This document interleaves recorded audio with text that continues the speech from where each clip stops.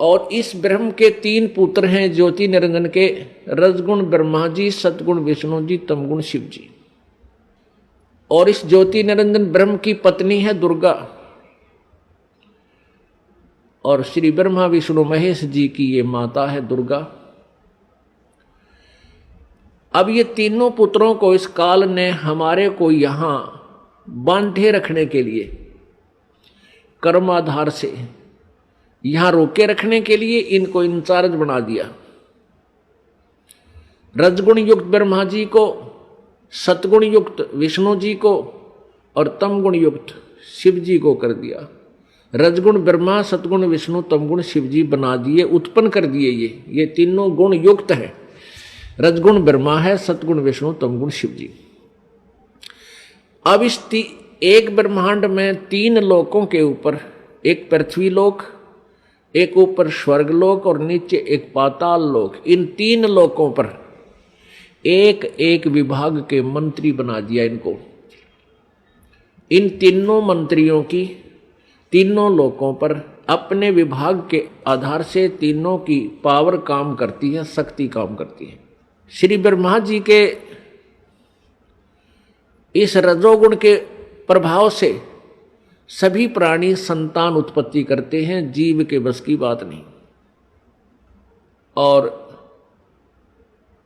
श्री विष्णु जी सतगुण, अब सतगुण के प्रभाव से हमारा एक दूसरे में मोह ममता, संपत्ति में मोह, पति पत्नी का आपस में लगाव, बच्चों में ममता, भाई बहन का प्यार, ये इतना जबरदस्त है कि हम इनसे दूर नहीं हो सकते, चाहे कितना जोर लगा लें।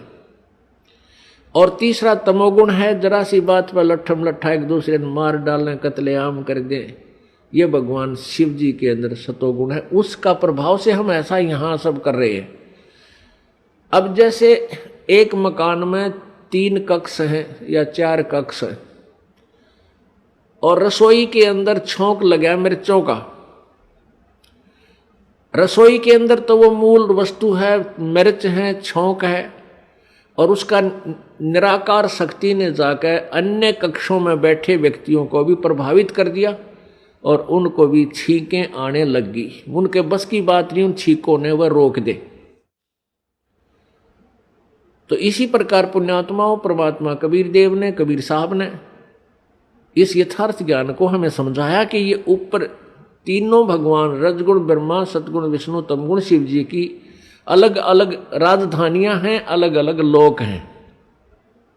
वो अपनी राजधानी में बैठकर, अपने लोक में बैठ करके वहां से सबको कंट्रोल करते हैं और उनके शरीर से निकल रही वो निराकार शक्ति, जैसे ब्रह्मा जी से रजगुण शक्ति और विष्णु जी से सतगुण और शिव जी से तमगुण, वो शक्ति, वो जैसे छौंक वाली निराकार जो प्रभाव शक्ति, उनकी वो आकर के हम सभी 3 लोक के प्राणियों को अपने हिसाब से प्रभावित किए हुए। हमारे बस की बात नहीं,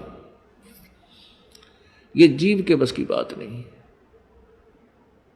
इसके लिए ये ऐसा क्यों किया है कि काल को 1 लाख मानव शरीरधारी प्राणी प्रतिदिन खाने को चाहिए और उसके कारण हम यह संतान उत्पत्ति करते हैं। प्रत्येक प्राणी संतान उत्पत्ति करता है और फिर ममता आपस में, आपने देखी होगी बंदरिया अपने बच्चे को सीने से लगाए फिरती है। चिड़िया देखी होगी आपने, ये पक्षी देखे हैं, अपने मुख में आहार लाते हैं कहीं से और घोंसले में बैठे अपने बच्चों को आकर खिलाते हैं। आप बाद में खाते हैं, पहले उनको छिकाकर फिर जाते हैं। कितना प्यार है। वो बच्चे कौन से उनके बुढ़ापे में उंगली पकड़ेंगे उन पक्षियों की। चल हम तो सोचा मैं एक बार बुढ़ापे में सेवा कर देंगे, बच्चे इसलिए हम पैदा कर रहे हैं, इनको इसलिए पाल रहे हैं, नहीं। बुढ़ापे में तो परमात्मा की भक्ति ही हमें सहारा देगी, तब जब वह बात बनेगी। अरे कलयुग के पुत्र तय तो अपने बेराजी सी सेवा करेंगे और कैसी कर रहे हैं ये आपको खूब विदित है। तो ये सब कारण क्या है? काल ने हमें यहाँ बाई फोर्स और धोखा दे के हमें यहाँ पर रखा हुआ है।